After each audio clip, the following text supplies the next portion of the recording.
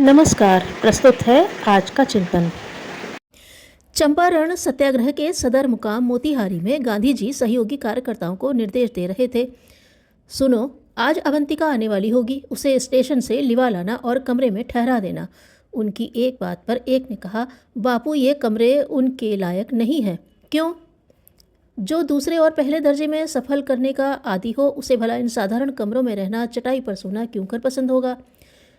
तो वह उच्च श्रेणी में सफ़र करती हैं। अभी तक तो यही करती आई हैं। अभी तक किया तो सो किया, पर अब वह जनसेवक के तौर पर आ रही हैं।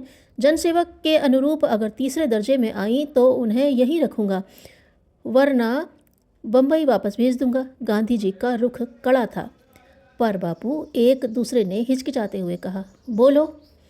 उनके पास पैसा है, वह भी उन्हीं का कमाया हुआ, उसे खर्च करने में क्या बुराई है? खर्च का मतलब अपव्यय तो नहीं। अपव्यय तो विषाक्तता फैलाने की तरह से है। जो आलस्य फैलाता, दुर्व्यसनों की बटालियनें खड़ी करता और दूसरों को भी वैसा करने के लिए ललचाता है, ऐसा करने वाला जनसेवक कभी नहीं हो सकता। पूछने वाले स्वयं सेवक गांधी जी के सबसे छोटे पुत्र देवदास गांधी के साथ अवंतिका बाई को लेने स्टेशन पर गए। देवदास ही अकेले उन्हें पहचानते थे। देवदास ने आशा के मुताबिक उन्हें दूसरे दर्जे के डिब्बों में खोजा, लेकिन कहीं पता न चला।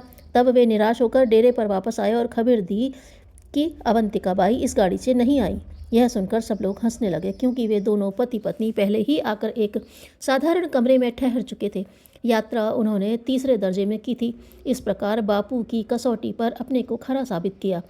शाम को गांधी जी उन्हें समझाने लगे किस तरह बड़हखा गांव जाकर कार्यक्रम शुरू करना है। इस पर कस्तूरबा ने कहा कि ये आज ही आई हैं और कल दिवाली है, अच्छा हो दिवाली मनाकर जाएं। नहीं, ऐसा नहीं होगा, इन्हें कल सुबह ही निकलना होगा। गांधी जी का स्वर तेज था। एक दिन में क्या हो जाएगा? जलयान के दिशा निर्देशक की एक सेकंड की चूक से हजारों की जानें समाप्त हो जाती हैं। फिर एक दिन में तो 86,400 सेकंड होते हैं। तुम्हें विचार करना चाहिए कि सेकंड किसका है, निठल्ले का नहीं, जनसेवक का। मैंने इन्हें सारा काम काज छोड़कर बुलाया है। इस तरह समय की बर्बादी करेगी तो कैसे काम होगा? बा के पास कोई जवाब नहीं था। नहीं बापू, मैं पूरी तरह से आपकी बात मानने को तैयार हूँ।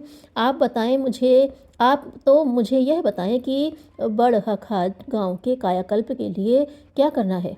गांव की समस्याओं का तो वहीं जाकर अध्ययन करना होगा, उसी के अनुरूप समाधान खोजने होंगे। लेकिन एक चीज़ का ध्यान रखना, गांव वाले तथा अन्य सभी तुम्हारे हर पहलू को देखेंगे। भली प्रकार जांच परख के बाद ही तुम्हारे प्रति उनमें विश्वास जगेगा। फिर तो बाकी काम सरल हो जाएगा। बापू ने बता दिया। इसके लिए क्या करना होगा?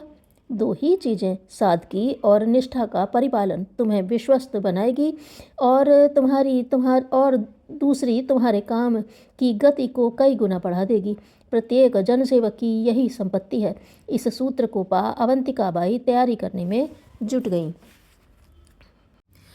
स्वाध्याय मन की भ्रमशीलता को रोकता है।